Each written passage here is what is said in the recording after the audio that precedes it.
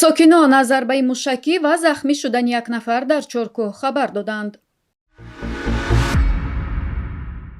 равшанбек собиров, сиёсатмадори тоҷики қирғизистон, аз вазифа озод гардид.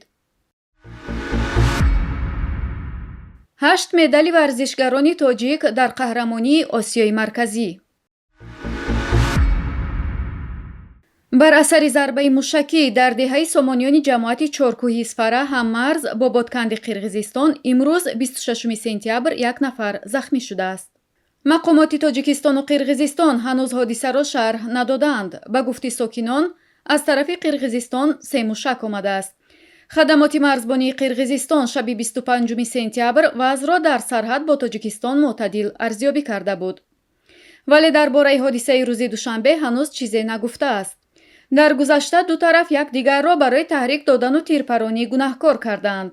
ба иттилои радиои Озодӣ 3 сокини деҳаи Сомониён гуфтанд, мушакҳо соати 10 рӯзи душанбе афтоданд.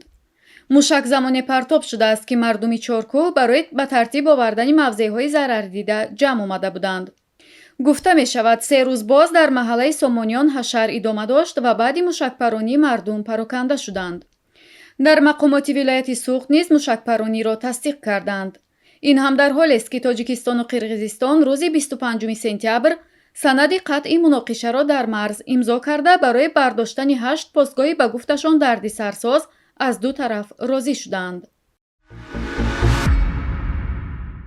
равшанбек собиров, сиёсатмадори тоҷиктабори Қирғизистон, аз роҳбарии агентии миллии сармоягузории ин кишвар канор рафтааст. ӯро дар ин вазифа Умбриэл Темиралиев иваз намудааст.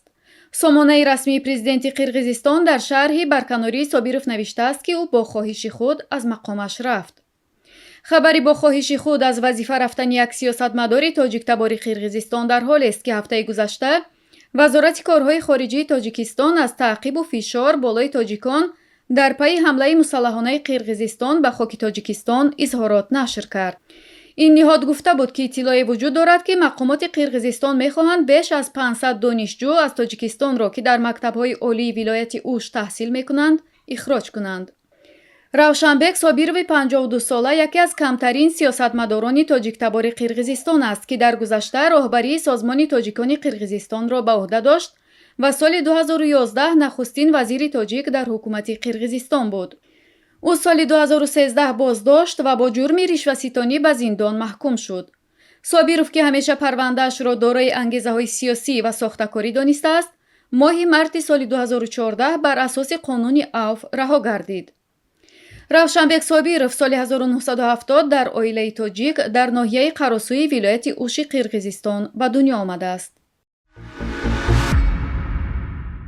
варзишгарони тоҷик дар мусобиқаи чоруми қаҳрамонии Осиёи марказӣ оид ба варзиши сабук, ки рӯзҳои 23-25 сентябр дар маҷмаи варзишии Афросиёб Аренаи шаҳри Самарқанди Узбекистон баргузор шуд, 8 медал, 2 тилло, 3 нуқра ва 3 биринҷӣ ба даст оварданд.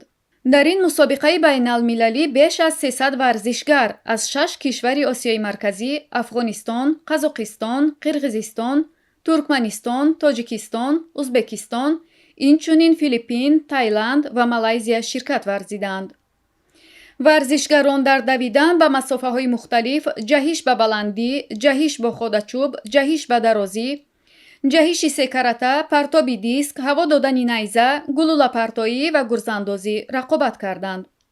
ба ҳайати дастаи мунтахаби Тоҷикистон бо раҳбарии сармураббӣ Ғайрат Неъматов 15 варзишгар дохил буд.